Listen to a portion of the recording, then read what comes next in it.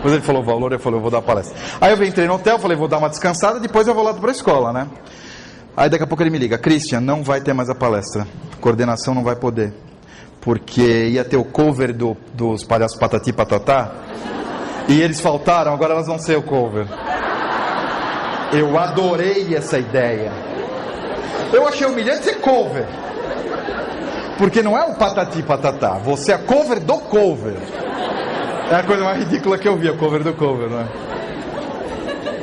Mas a ideia é boa para vocês, mantenedores. Olha que coisa interessante. Não precisa mais fazer passeio. Você vai levar no circo? Bota a coordenação. Zoológico. Coordenação não tem bicho? Traz seu cachorro, traz seu que lá, bota a coordenação. Acaba com esses passeios, coordenação se veste. Você imagina? Aí eu queria ver o cover do Patati Patatá. Eu achei sensacional. A ideia é boa, hein? Economia de grana espetacular. O que funciona? Economia, redução da folha de pagamento. Terceirizar a faxina funciona? Sim. Escolas maiores. Portaria, escolas maiores? Sim. Melhoria na prestação de serviço. Você pega uma escola de inglês, terceiriza inglês. O inglês é difícil, a gente não aprende inglês no ensino básico. Quando você terceiriza, a chance de aprendizagem é muito maior. Eu acho interessante também. Aumento da produtividade? Sim. Por quê? Porque quando você terceiriza, o teu tipo de gestão é diferente. O foco não é lapidação. Você não vai desenvolver o terceiro. Você não vai fazer monitoramento, que é o mais difícil. Você só vai fazer análise de resultado. Então você reduz e aí você foca o principal trabalho de monitoramento, de gestão, você foca na sua equipe pedagógica. Não vai ficar preocupado com a perua que quebrou, com a aula de inglês, com sei lá, não sei mais o que. Terceirizar a aula extracurricular também tem que tomar cuidado, tá? Professor, professor de balé, professor de judô, lógico que pode ser terceirizado, mas o coaching tem que ser igual o professor da casa. Porque não deixa de ser professor. Porque professor terceiro, aí nunca ele aparece em nenhuma reunião, não tem reunião de planejamento, não tem reunião de capacitação, nunca fica sabendo de nada. Não. Tem que participar do mesmo processo. E agrega valor à marca. Então assim, sistema didático, se é contra ou a favor? Sistema apostilado. Eu acho que se ele for tratado como sistema apostilado, eu sou a favor. Que é uma ferramenta de auxiliar o trabalho pedagógico. Ele substitui o livro. A gestão, ele tem uma gestão mais... Ele ajuda na gestão, sim. Ele facilita o trabalho de gestão do corpo docente. Isso eu acho interessante. Só não pode substituir o... Tá? É só essa questão. Mas eu acho interessante. Então, já que eu coloquei o sistema, não preciso fazer monitoramento. Não.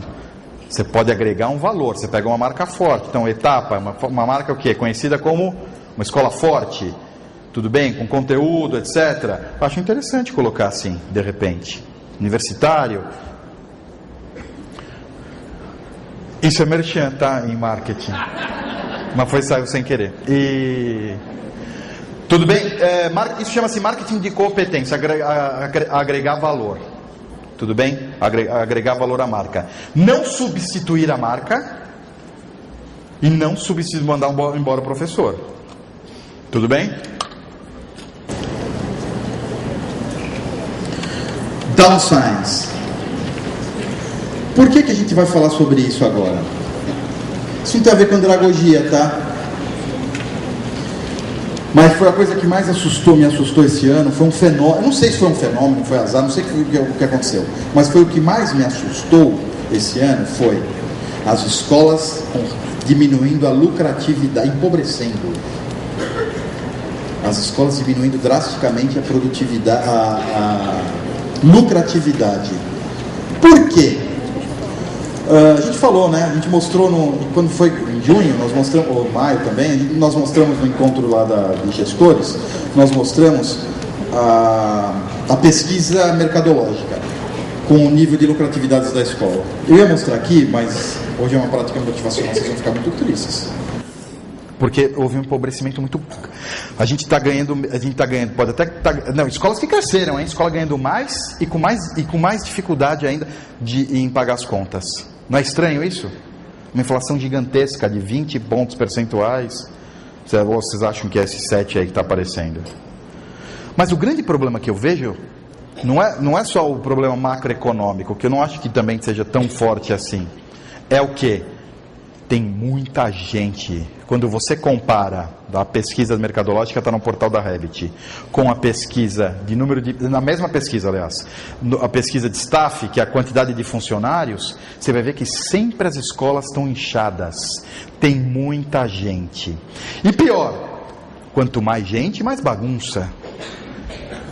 Tem uma lei chamada Lei de Parkinson. Parkinson é historiador, não é um médico, que diz o seguinte: o trabalho se expande de forma que preenche todo o tempo disponível para a realização. Vocês duas estão lotadas de trabalho, né? 2 atendentes, estão lotadas, não estão? Ótimo, contratar mais uma. Deu um mês, as 3 estão lotadas. Não desafogou as 2. Não sei de onde você conseguiu arrumar trabalho, mas as 3 estão lotadas. Se botar mais uma, as 4 estão lotadas. Todas estão trabalhando demais. Então, é um inchaço muito... A partir do momento que você começa a gerar organização e descrição de funções, você começa a perceber o quê? Que tem gente que não está fazendo tanta coisa assim. Você faz muito, você faz pouco. Tem que fazer o downsize, que é o quê? Redução do quadro de funcionários, não atrelado à perda de dinheiro. Só porque eu estou crescendo, eu vou contratando e vou reformando. Adoro uma reforma, não é? Não, peraí. Estou crescendo, vou tentar o máximo possível segurar meu quadro, porque quantidade de gente não quer dizer qualidade de trabalho. Não tem nenhuma relação, quer dizer mais fofoca. Tudo bem? Então pensem bem nisso. Isso é um parênteses que eu estou falando hoje, porque foi o que mais me preocupou nesse primeiro semestre. Escola indo bem, empobrecendo. Cristian, eu não estou conseguindo pagar as contas. Mas peraí, você não trocou você não cresceu 20%, cresci, mas não sei o que aconteceu. Ou então, Cristian, eu cresci não sei quanto, comprei um prédio novo, agora eu vou investir no prédio. Calma, para você comprar um prédio novo tem que ser um estudo de 2 anos antes. Não é por impulso. Tudo bem? Comprei uma calça e um prédio. Tudo bem? Vou abrir fundamental. Sonho de consumo da educação infantil, não é? Depois de 2 anos, o que acontece? Não deveria ter feito isso nunca na minha vida. Não quer dizer que não tenha que fazer. Tem que fazer com estudo. Você tem que ter mais de 30% de formandos. Então tem uma série de... A história é a seguinte: vai tomar alguma atitude assim? Consulte um médico antes. Tudo bem? Me liga. Que a gente vai fazer um estudo mais concreto. Vamos fazer uma análise mais concreta. Tudo bem? Até aí tudo bem, gente? Fechado? O que a gente absorveu até agora? O patati patatá, né? Não sai da minha cabeça isso. Cover do patati, isso não sai da minha cabeça. Tinha que falar para alguém.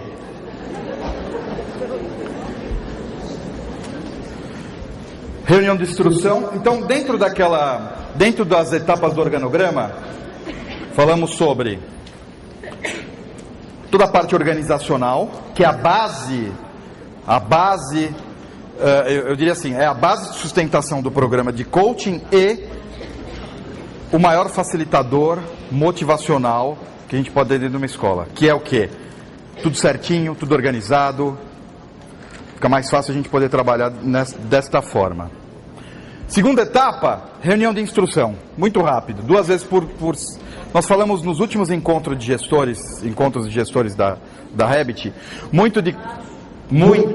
tudo bem? Quando... Levanta a mão que eu... Tá bom? O último encontro de gestor... Peraí, agora me perdi, que eu estava falando, não? Vamos lá de novo. Reunião de instrução. Nós falamos muito sobre reunião de instrução nos últimos encontros que a Revit promoveu. Como fazer uma reunião pedagógica com foco andragógico, que é uma reunião, o assunto é pedagógico, mas o foco de aprendizagem é andragógica. Então, se não tiver um embasamento em dados concretos, não tem serventia, não tem validade. Tudo bem? É importante fazer, sim, uma no começo do ano e uma sempre começo de ciclo, não no final de ciclo. No final de ciclo, final do ano a gente já não aguenta mais, aí entra de férias, limpa a cabeça, quando volta já não lembra mais nada. Então, começo de ciclo, em janeiro, uma semana de capacitação, eu acho bem interessante. E na virada do semestre, preparar para alta sazonalidade, preparar para a época de instabilidade. As escolas deveriam ter feito isso. Espero que todas tenham feito.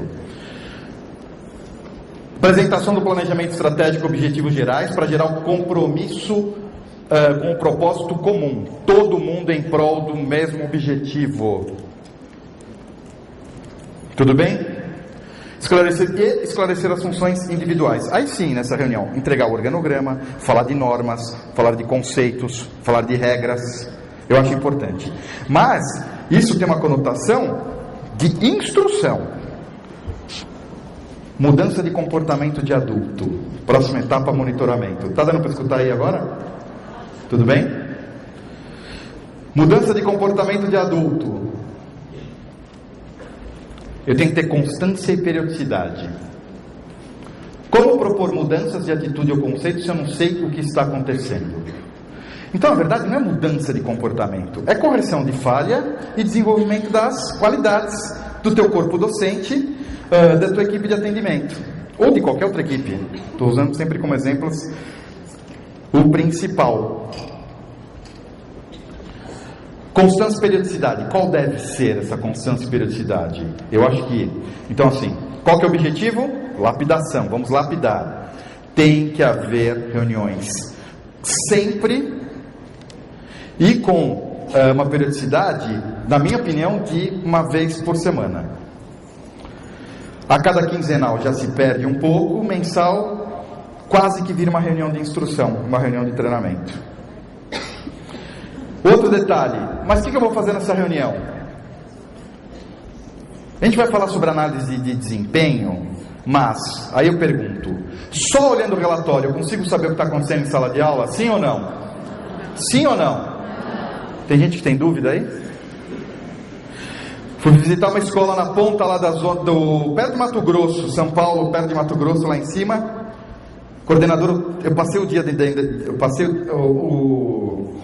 o meu papel na Rebit hoje é escrever conteúdo, palestrar nos congressos. Então, palestro de manhã, fico em escola parceira à tarde, e vice-versa, né? Fiquei à tarde lá para ver a coordenadora o tempo todo sentado na mesa, na sala dela, fechada, o tempo todo. Aí você perguntar, e a minha escola é um grupo grande, uma escola muito grande, tem 3 unidades com 1000 alunos. Essa unidade eu perguntei, e aí, como é que está? Como é que estão os professores? Ela falou, olha, estão ótimos, olha aqui os relatórios, olha o que eles estão dando de aula. E me mostrou todos os relatórios. Aí eu falei, me mostra, posso assistir posso acompanhar um desses relatórios, assistir uma aula? Ela falou, pode. Não sei se já falei isso para vocês, né? Não? Releitura de Tarsila do Amaral. Ela mostrou, entrei, assisti a aula, ela mostrou uma imagem.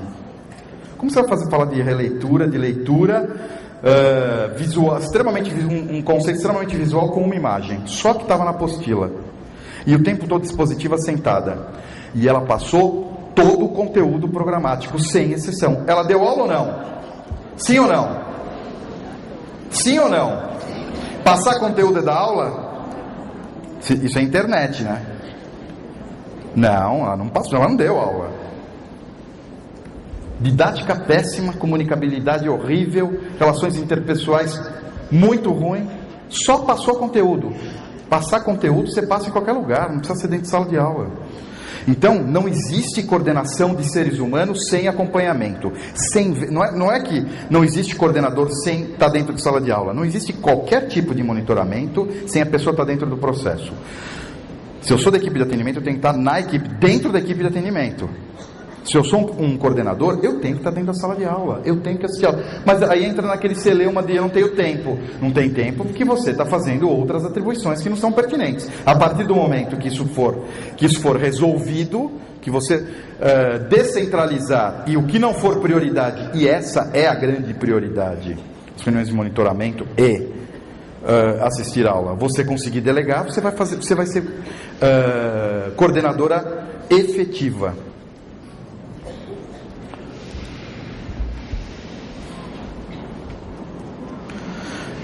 Isso eu já mostrei, mas achei muito legal que Gardner faz. Ele escreve sobre isso não é em livro, é numa matéria que ele escreveu para um jornal. A partir do momento... porque tem outra dúvida que é a seguinte: mas Christian, eu assisto aula, mas quando eu entro, as pessoas ficam inseguras e mudam o comportamento, concordam? Sim ou não? Depende da constância, da periodicidade e da forma que você vai assistir a aula. Olha, acabei de assistir uma palestra do Christian e eu estou achando que está muito ruim o nosso trabalho. Nosso trabalho pedagógico está péssimo. Então, a partir de agora, eu vou começar a assistir aula para monitorar vocês. E vai começar por você. Práticas motivacionais ou não? Aí você entra, ela está assim, é professora, os alunos estão assim também, apavorados. Lógico que não. No começo vão ficar... Então, o que Gardner fala? A partir do momento em que o ato de assistir a aula tornar-se um hábito e fizer parte do cotidiano da escola, o coordenador em sala de aula fará parte do seu mobiliário, interferindo cada vez menos no comportamento dos alunos e dos professores. Tudo bem? Tornem-se mobiliário, abajur. Porque aí você começa, aquela coisa do Big Brother. Todo mundo começa certinho e depois fica pelado na frente da câmera. Por quê? Faz parte do cotidiano.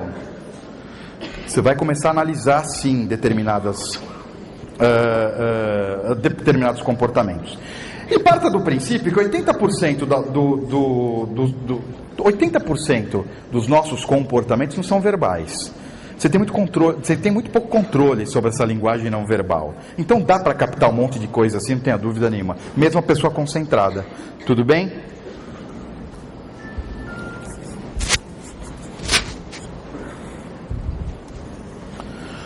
Assistir a aula vai gerar subsídios para eu fazer a reunião de monitoramento, as minhas reuniões semanais, tudo bem? Vão gerar subsídios para eu fazer as minhas reuniões semanais com a equipe, com o objetivo de lapidar, corrigir, valorizar. Ótimo. Christian, eu prefiro, para não gerar constrangimento, eu prefiro fazer reuniões individuais. Não existe reunião individual, é encontro. Quando você tem um encontro com outra pessoa, qual que é o grande problema? Você não normatiza.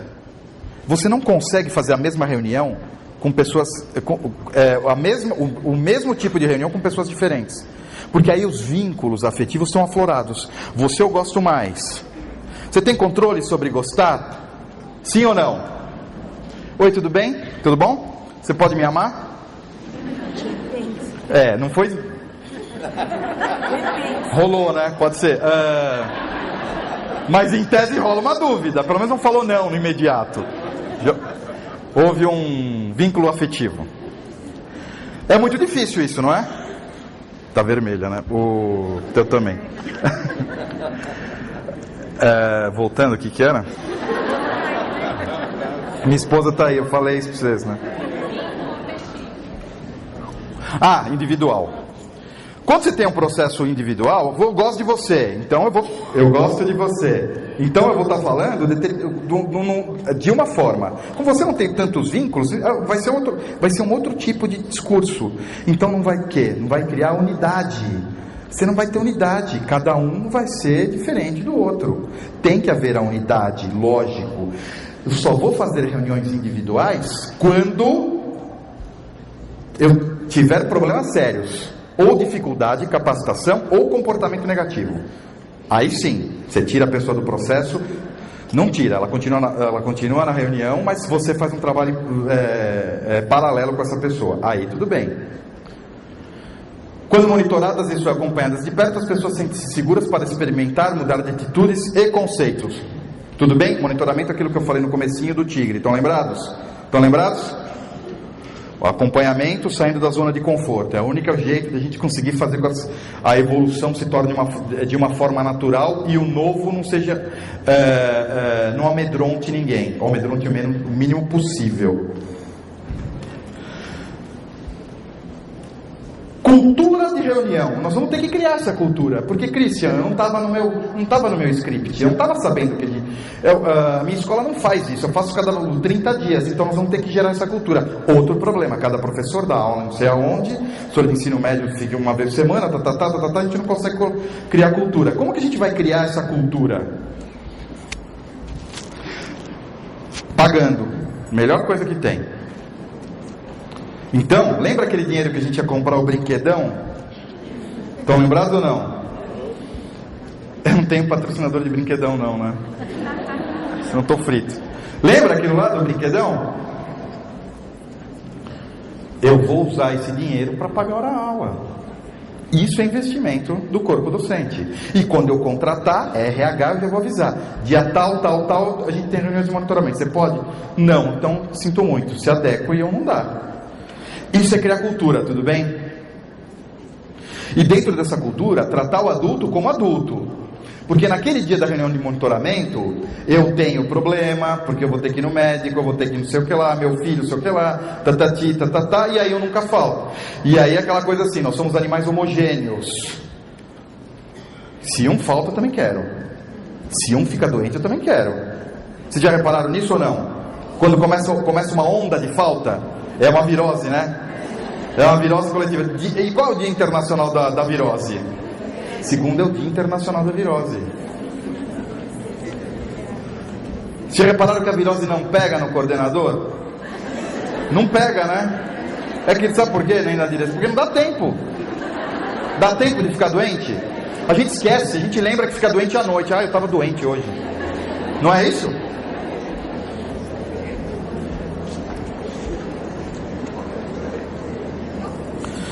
Nessa reunião nós vamos falar do que? Feedback. O que é o feedback? Eu vou falar do que aconteceu, o que eu vi. Tudo bem? Eu sou adulto, coordenador. Processo andragógico, eu vivenciei. A partir do momento, não adianta a gente passar conteúdo numa reunião de monitoramento. Nós vamos falar na teoria, vamos estudar a teoria de Vygotsky sobre tal. Vamos usar o que? A nossa capacidade experiencial, que é a vivência. Então, olha, eu assisti sua aula e vivenciei isso. Eu exemplifiquei de forma concreta, adulto aprendeu, tudo bem? Mas eu expus, não expus? Posso fazer isso, sim ou não? Posso fazer crítica? Sim ou não? Coitada, né? Quem gosta de crítica aqui, levanta a mão. Gosta? Você acorda de manhã e fala que vontade de receber uma crítica. Vocês gostam ou não? Ninguém gosta de receber crítica. O nome já da crítica construtiva é papo furado, é crítica.